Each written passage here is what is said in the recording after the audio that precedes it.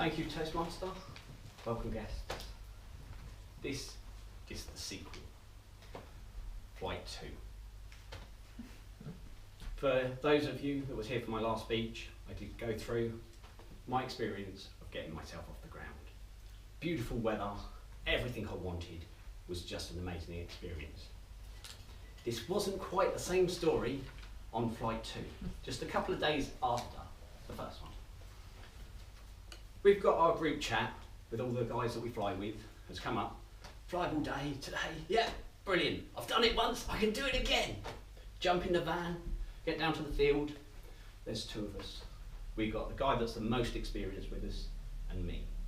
So he makes everything look easy. He goes up and goes, it's fine. The rest of our group go, I ain't going up there today. So there's a little bit of a difference. Still got all the nerves, but I've done it once. I can do it again. I've arrived at the field. I've got the motor out. I've got my camera. I strap the camera on my foot.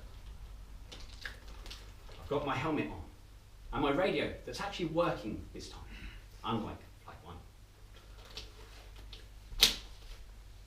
Gonna do things properly this time. No starting with the motor off this. Everything's gonna work. Wing is laid out.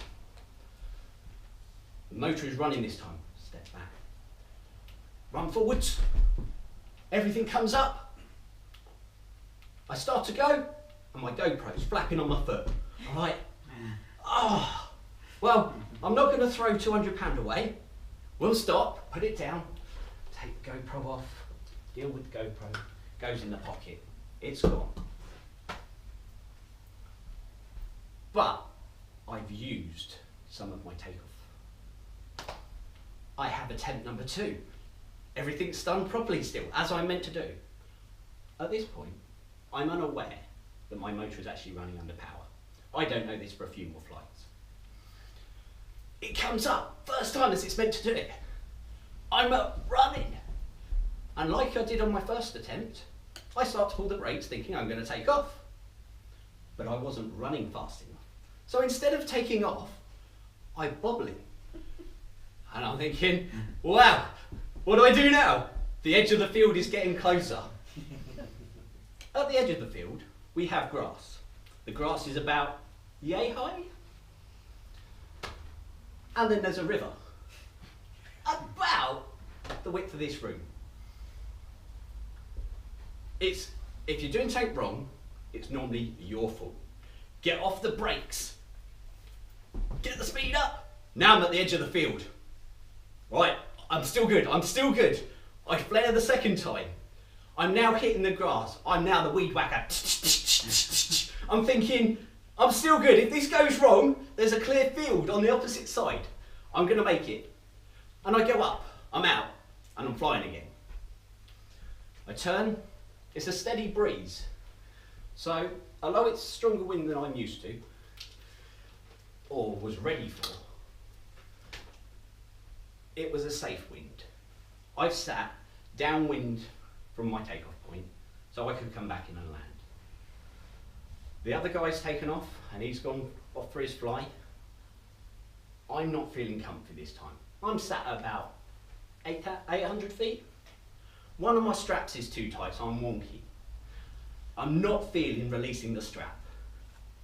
We'll wait another time, we'll deal with that. I'm aware that I can go really fast this way and really fast this way. But when I'm facing this way, I'm stopped, sat in my chair in the sky. This is when I do have a fear of heights.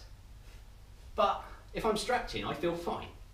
The wind's too much, and I look up. Ooh. I wasn't ready for that moment. That was the don't look down. Don't look down's fine. Don't look up and see what's keeping you in the sky. That was my scary moment. So I thought. I'm sat there for another 5 minutes and I hear, wha-dink! That wasn't a good sound. I'm not used to this.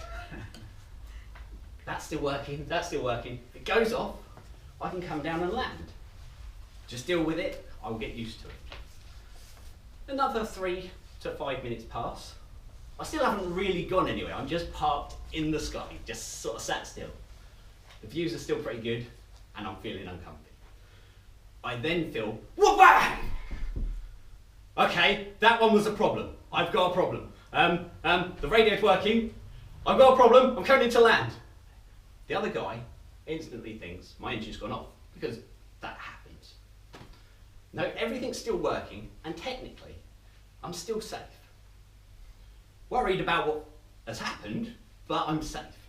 He gets back to me as quickly as possible. He goes, follow me and I'll give you the path to land. So in he comes and he turns into the wind. And I'm like, I'm not doing that. So I chase him in, but stay on the inside of him. I'm behind him and I come into land. We'd had a pre-talk about leaving the flaring to the very last minute, which I took a little bit too literally. So as I'm getting close to the ground, on the radio I hear, flare! So I've gone whoosh! I've come in with a bonk on the floor. No, still gently enough that I wasn't hurt or anything, but it was a thud. I undo all the straps, I get out, and I look at my propeller. And there's 2 big dents on the inside, 2 big chunks missing on the outside, and I'm like, I've only just replaced my propeller from my first fail.